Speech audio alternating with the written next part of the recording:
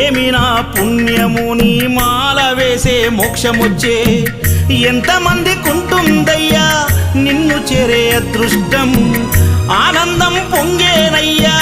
నిన్ను చూసిన క్షణం తండ్రి నిన్ను చూడంగానే కన్నీరు తన్నుకొచ్చే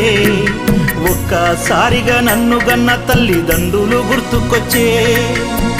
చక్కని మల్లె జాజి పూల పరుపు వేసి బంగారు ఊయల గట్టి ఊయలూపనా